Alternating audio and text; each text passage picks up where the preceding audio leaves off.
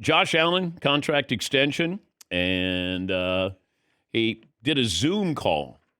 He didn't have to be introduced or reintroduced to the Buffalo media, but he was asked about, why not hold out and get even more money than he got? When you start getting these fairly big numbers throughout the entire league, it's weird to say this, but what's five more going to do for my life that I can't already do right now, right? So it's not that crazy to me, right? Like I live a pretty good life. Got a house, got a car, we're good. Okay, got a house and a car. And then he also talked a little bit further about how much money he was making and how that would affect the team. I wasn't looking to absolutely kill them in every chance that I could, and I told my agent that I was like, hey, if this has any impact on the pack or impact on the cap, I should say, let's figure out a way to not do that. So again, both sides were willing to move and change different things, and it was a pretty calm mannered negotiation, is what I can say, at least what I can hear on both sides. So it was good. Good social media reaction to this that, hey, I make enough and just pay me what, and a lot of these athletes want to get paid. Like that's the respect you get. Like how much of the bag did you get? He got the whole bag. He got a Brinks truck. But like Patrick Mahomes, you haven't heard him say, hey, Dak Prescott's making that money? You haven't heard him say that because he knows what his salary means to the possible continued success for this team. And I think it's easy to be greedy in a situation and say, I may never be in this situation again. Or why not get the most that you can?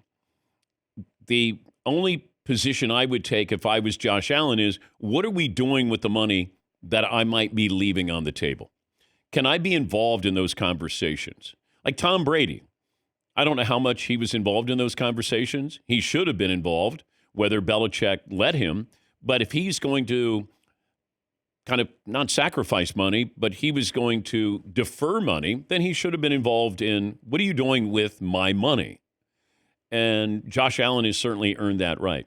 But came off pretty well that, okay, I can squeeze you for another $5 million. At that point, with that amount of money, I know it might be, well, of course, it's not a big deal to you. But he wants to spend the rest of his career in Buffalo, and probably will. Yeah, Seton.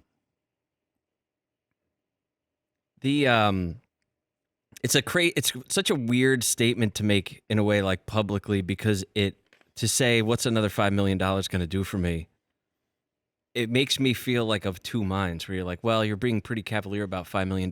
And then also, man, I wish more rich people thought that way. You know what I mean? Like, I don't need, if I let other people have this extra $5 million, even though I've already got 275, you're right. 280, not a big deal, but $5 million for all these other people would be pretty great. And I've never met somebody who said, I got enough money. Whoa. Elon Musk has never said, I got enough money, I don't need any more. Bill Gates or Warren Buffett. It's the competitor in you. You want to bragging. It's your ego. All of those things are at play. And I understand an athlete saying, I want everything that I can get. And you've earned that right to do that. But also you can't say, well, we can't build around you because you decided to take all of that money and we are under a salary cap. Like, I don't know if anybody said to Shohei Ohtani, hey, do you need to have that much money? But he did defer everything. That was the great thing that he did. I don't know what Juan Soto did, but, he got paid too. Vlad Guerrero is going to get $500 million. Crazy. But if you can get it, good for you. It's just, I always caution these owners to say, really? You want that guy for that amount of time? Are people coming out to see him? Like, how do you get your money back unless you're winning a World Series? Like the Mets and Steve Cohen. Sometimes it seems like he has no clue what he's doing. But in business, he knows what he's doing. But when it comes to these things, they're like, they're playing fantasy football, but they're playing real life fantasy baseball and football. Like, I want that guy and that guy and that guy. And, you got to pay him. Okay, no big deal. Yeah, Paulie. What stood out about the Josh Allen clip is that he had to tell his agent not to ask for every dollar possible. Because my guess is the agent's going the opposite way. The agent wants to reset the market and then get the next group of quarterbacks coming out of college. I can't imagine one of Scott Boras' clients saying, hey, Scotty, ease up. That ain't happening. Scott Boras is going to twist you. He's going to have you under his thumb. That's what Scott says. No. Yes. I'll do the negotiating. You throw the ball. Yeah, that's why they call me Great Scott. Yeah, I'm Great I'm Scott. the guy who Boras. does the money. Yes. Yeah. They're not looking for bargains there.